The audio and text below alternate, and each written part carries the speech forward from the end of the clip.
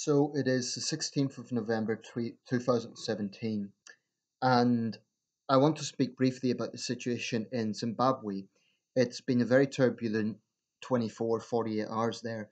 Um, in the in the late hours, or early hours, I should say, of yesterday, it was reported that a military coup d'etat was underway. Now, this is the headline today in the London Times, and this is the headline in the newspaper. If this is indeed the beginning of the end, or indeed the end for Robert Mugabe, that is a major development. Um, Although I would tread with caution because this situation is still underway. The latest is that Robert Mugabe and his wife Grace Mugabe are under house arrest in Harare. Now, this coup was supposedly engineered by Mugabe's henchman, strongman by the name of Emerson Mnangagwa. I hope I'm pronouncing that correctly. Um, on the surface, I think that the removal of Mugabe um, definitely has some welcome aspects. Without question, Mugabe is one of the worst dictators in the world. This is a guy who reduced his country from being once the breadbasket of Africa to being one of the world's most corrupt states, to being basically a caricature tyrant.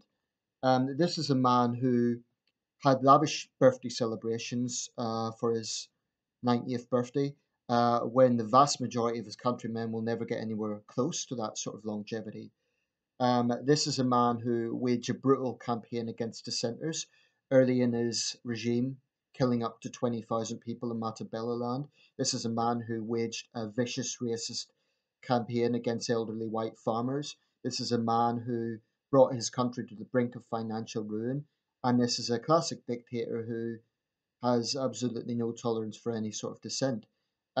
His supporters will say he was democratically elected, but street thuggery doesn't count as a fair process. So, in itself, the removal of Mugabe I don't see as a bad thing.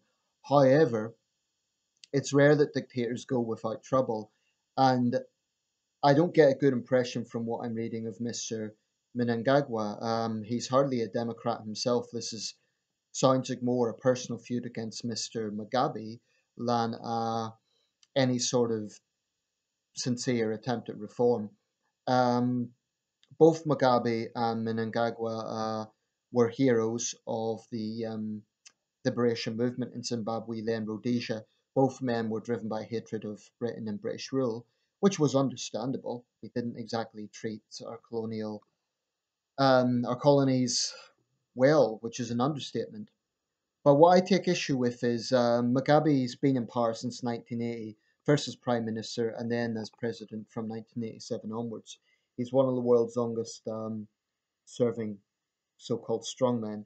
Um, Now, what I take issue with the Pan-African ideology is it is blind to the excesses of some of its leading figures. I mean, if you look at Mugabe's record, the man is a complete egomaniac. This is a guy who once said that he would be worse than Hitler, who has disrespected Nelson Mandela, who was a genuine Democrat and really did do and make important moves for his country, really did open the way for reconciliation. Mugabe reversed that despite his promises. Um, Mugabe's been an appalling leader, an absolutely appalling leader, and I think most Zimbabweans know this, black or white. I think with all dictators, of course, there's nationalistic elements that stand by Mugabe, and there are people who will want to blame the British and the West for everything. But this is my issue with that. With independence comes responsibility. Now, Zimbabwe has been independent from British rule for decades. So, blaming the British for the decisions that Mugabe took as president is a cop out. Mugabe is entirely responsible for the mess that his country is in. My only concern with what is happening, firstly, it's good that this was a bloodless coup. That doesn't mean that there isn't going to be potential violence. Um, as I understand it, Mugabe's chosen successor was Grace Mugabe, his wife. She is a pretty dubious character herself. She got diplomatic immunity from that assault incident in South Africa, reported assault incident where she actually attacked a woman, but she got diplomatic immunity. So this is a typical behavior of a tyrant's wife, very, very full of herself, very arrogant, and from what I gather, very unpopular with Zimbabweans. Mugabe's 93, so even without this coup, he would have passed away in the coming years anyway, one would have thought. But I think that most Zimbabweans don't actually love Mugabe. I think that is something fostered by hardcore ZANU PF zealots.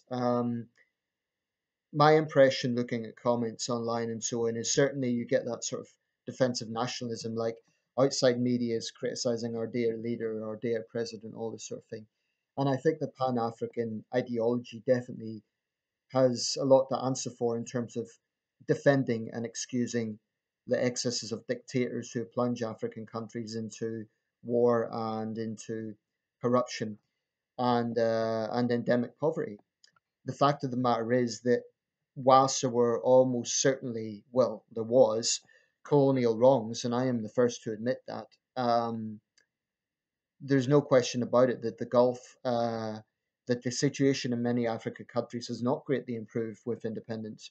That doesn't mean that independence is a bad thing, but it does somewhat dismantle the romanticized notions and the sort of way that the likes of Mugabe are venerated by Pan African thinkers. And my challenge to Pan Africans is why be dishonest about Mugabe's record? Okay, you can hate colonialism, but why go out of your way to whitewash to censor Mugabe's appalling record? So in itself, Mugabe leaving the helm is a good thing, but this guy Mnangagwa, this could be well a case of what happened in Uganda when it went from Milton Obote to Idi Amin, from one dictator to another. And that could be very much the case here. I see no indication that Mnangagwa is any sort of Democrat. Morgan Tsvangirai is the one man in Zimbabwe I think could make a genuine democratic transition. And, it's ZANU PF that have the power. So I don't know what's going to happen. I imagine the situation in Harare is tense. There's mixed reports coming out. This situation is not over. Mugabe could well get back into power. So I think what Mnangagwa has on his side is that he's respected among the military, and that's definitely something that would be on his side. But it depends how things develop. Mnangagwa was in his 70s, so he's a good bit younger than Mugabe. Um, I've never sort of accepted the argument of dictators bring stability, as Zimbabwe and many other examples have shown. Far from bringing stability, what dictators do is create breeding resentment, and they create a situation where eventually a power struggle will ensue because no dictator lasts forever. They cannot outlive death.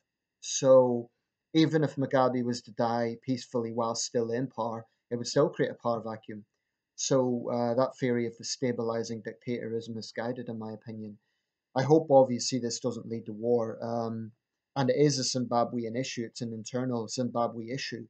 However, that doesn't mean the international community cannot voice concern and put pressure on Mnangagwa to respect human rights and to begin a genuine democratic reform process, which time will tell whether this guy is going to be a reformist or just one dictator replacing another. We will see.